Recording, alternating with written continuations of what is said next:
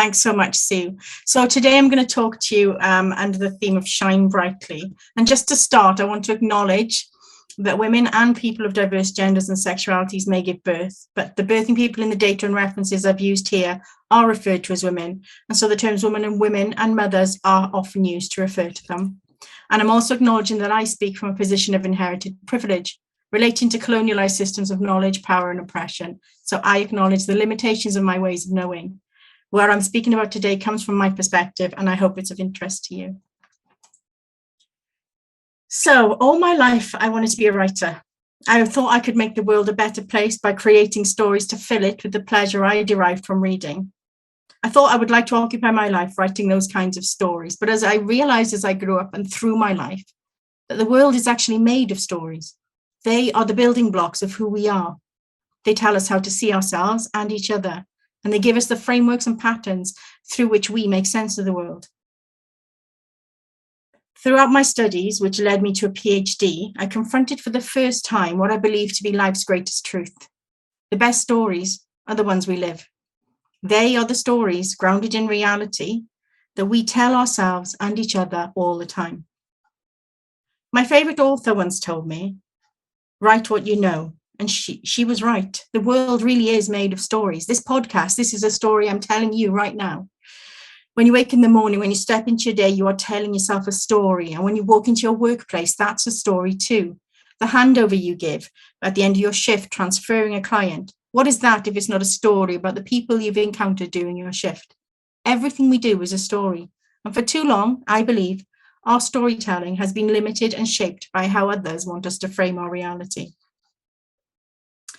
Talking with colleagues throughout for the last few weeks in particular, I found myself discussing how we can move beyond the limitations of our past and even of our present to co-create a positive and relevant definition of midwife and midwifery by understanding more critically what that role really means today, now for us and for the women and birthing people we support. Yet too often we are poorly represented, and even those of us with the strongest voices find themselves misinterpreted, misrepresented, and vilified in the media. Our story is sometimes told for us, and I believe it's time we reclaim our own midwifery narrative and find more ways to share the wonderful and powerful reality of what it means to be a midwife. Because the media of all kinds tend to represent motherhood and midwifery in ways that reflect dominant cultural tropes, gender stereotypes, performative gender and parenting roles. And they ally these to institutions of medicine, which can, if taken out of context, limit the individuality of experience and expression that is everyone's basic human right. And for midwives, we are too often represented in a sanitized and feminized manner, which undermines and diminishes the huge responsibility and skill inherent in our role. We are experts in the science of childbearing support. We use the best available evidence to provide high quality maternity care as part of a multifaceted professional team. Yet our expertise is not always recognized in the wider world. And what we see is that the ideologies of medicine in the UK become so institutionalized they are almost invisible, and we only know ourselves through that ideology and are resistant to it. So just as women and parents' knowledge of and responses to pregnancy and motherhood have been constructed for them, so have ours through the stories that are inherent in our world, public and professional. And it's the availability of information, the scope to share so many stories by so many media that is a burden and a potential for midwives and mothers and parents to become emancipated and empowered. But the burden is that to share via media is to invite backlash that we too often experience, even from within our own ranks, because our views may challenge others, force them to question their deeply held opinions and their personal stance, and question the sureties that we all assume are a fundamental part of our role. If we are to be the guardians of safe maternity care, we should be part of the narrative that defines it. So what is it about stories? So my research into narratives has shown us that people without narratives do not exist. We seem to have no other way of describing our lived time except through stories, and we automatically use stories to talk about our lives. We create and co-create reality through the stories we tell of others and of ourselves. And we know that storytelling is important in providing a cultural history, sharing values, maintaining traditions. All cultures reproduce through narrative, in whatever form that might take. We also know that birth narratives constitute a form of meaning making. They symbolically affect women's preconceptions of childbearing. And narrative construction, when we create these stories, it's fluid. What happens is we don't tell the whole story. So the narrative relies on the reader to fill in the blanks, which means that we orient ourselves according to the expectations of standard narratives.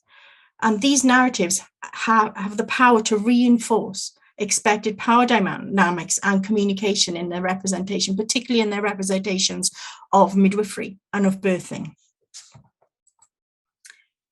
So if we orient ourselves according to the expectations of these standard narratives, we're expecting to see the same story. And I know that you can relate to this. And perhaps we are defined by our own characteristics or those of the archetypal characters that we expect to see in that narrative. Any midwifery educator will know what it's like when a student says to you, oh, I came into midwifery because I wanted to call the midwife, because they see characters and they relate to them. But what that also can do is it can determine our action within that narrative. The power of our expectations can actually affect how we behave. Certain characters and certain characteristics can end up being part of the causal aspects of the plot. So some time ago, I carried out a narrative analysis of representations of birth, visual narratives in reality television programs. I was looking at how these could be seen as powerful and defining narratives affecting people's knowledge, cognition, and even their identity formation. What I found, so I haven't got time to go into all the details here, but what I found was that women were represented in pain, in need, in positions where they lacked apparent power or authority. And often the visual focus was on the pregnant belly rather than the woman herself. So the focus was not on the person, but on what was happening in the womb. But also, and more importantly for us, in this context, not overall, midwives are often represented in feminized ways, socializing, discussing trivialities, and in ways that minimize the experience of childbearing and their own skills, their expertise and responsibility. And I felt that this was definitely not something that we should be tolerating. So in these stories, if women are not represented as having agency or being in control, then we can see a difference in the power dynamic. And what you see is a typical narrative arc, a story shape that we see again and again in the media of overcoming adversity and the reward being that of becoming a mother. But also the women were passive. They didn't birth their babies were born. I've noticed since I carried out this research, there's been improvements in televised representations of birthing. But I still question how we are represented in those narratives. So what I felt from that research was that the story should focus on the woman's perspective and should explain how the actions of the midwife are supporting the woman's experience and autonomy and informed decision-making. And there should be clear representations of that process of decision-making, because midwives should not be portrayed as simply delivering babies from women's bodies. I'm not going to go through all of this because I don't have enough time, but what that research led me to was my own version of a test to look at birth narratives. So you may have heard of the Bechdel test for film and television. This is the Einion test of birth narratives. And the key point in this one is the last one, that when we're looking at birth narratives, are we seeing if midwives' skills, knowledge, and expertise are being diminished, trivialized, or absent? And this leads me to question is, are we doing this as well in the stories that we tell about ourselves? We are shaped by the stories we tell and are told, and too many stories of motherhood and parent limit the ability of mothers and parents to express their identities.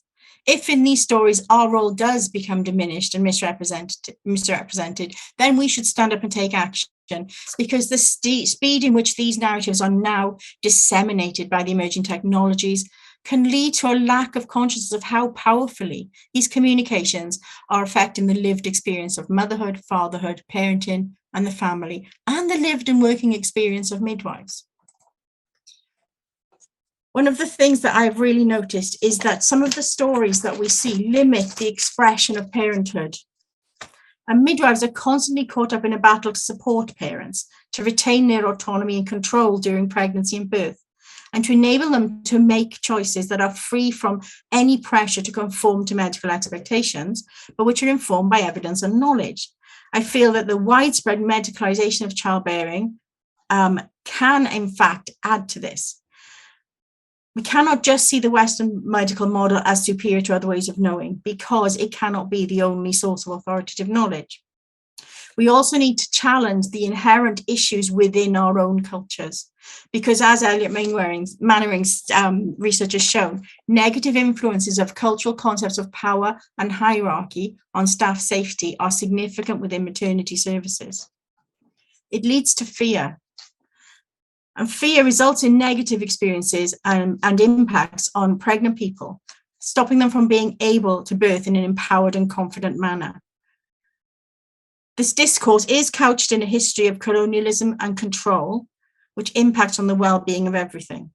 But safety in maternity care must derive from medical expertise and the expertise of lived experience, both of mothers and parents and of midwives, and should always be defined by our overwhelming commitment to human rights. We know that the power and hierarchy of the maternity care system can negatively affect staff safety, which affects patient safety, as Elliot Mannering 2021 tells us. So we are at a juncture where we should be standing up to define the narrative of midwifery, pregnancy, birthing, and parenting as midwives, the experts in birth. However, too often, our voices are silenced.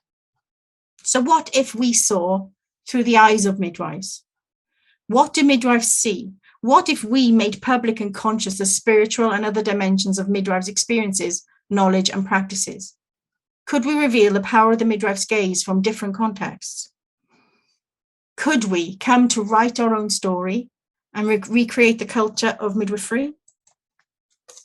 Speaking to colleagues at professional events, I focus on how each of our voices counts, and I'm always encouraging them to come and write for the Practising Midwife.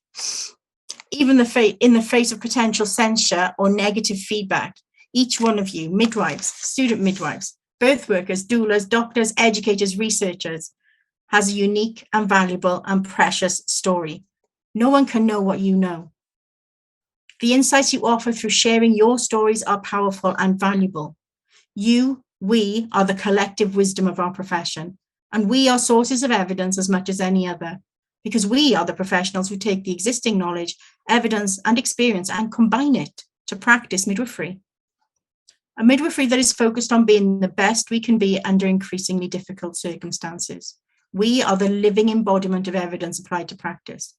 And of course, the voices of distress, inequality, and oppression must be heard. The challenges, the hard stories, as part of the chorus of midwifery voices. All of your experience, all of your work should be shared and celebrated. And by listening to each other and hearing each other, we validate each other's stories. My research on student learning journals taught me that we are socializing our future colleagues into accepting the status quo by demanding that they situate themselves in the same stories and they adhere to the same conventions that keep us and the women we care for disempowered. Students shared stories with me of witnessing difficult, even horrifying things, of women not given choice or agency, coerced into making decisions.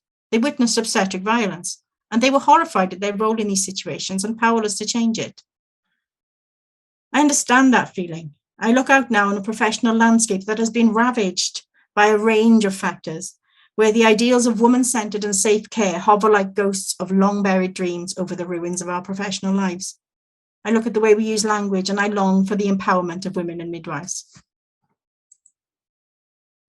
To shine brightly means for me the realization that everyone has a different perspective on the issues that we face in midwifery, on normal birth, inclusive language, medicalization, midwife staffing, place of birth, women and people's rights, safe practice.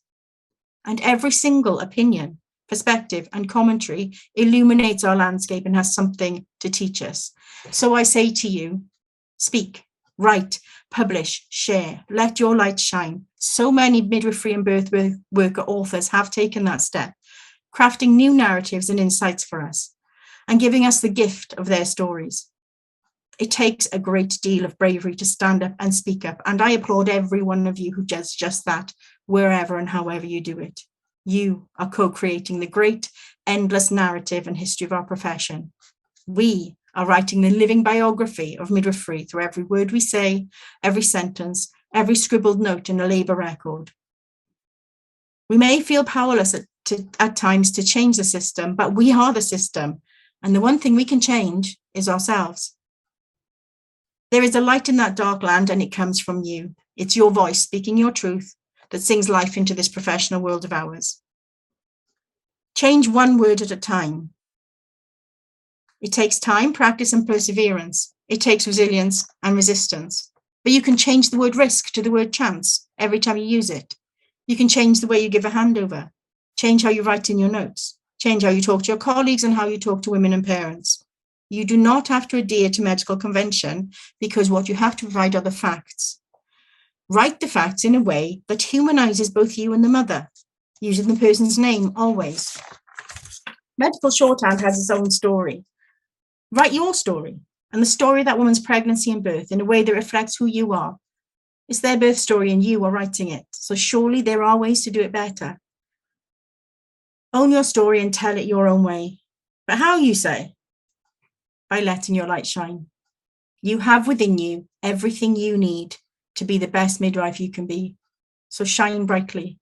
No one can dim your light, because it's yours and you matter. If this is our ongoing story as midwives, ours to write and rewrite together, let's make it a good one. Do not fear making your voice heard. Do not be afraid to shine. We are here and we are listening. Thank you. There's just a sample of some of the things I've contributed to.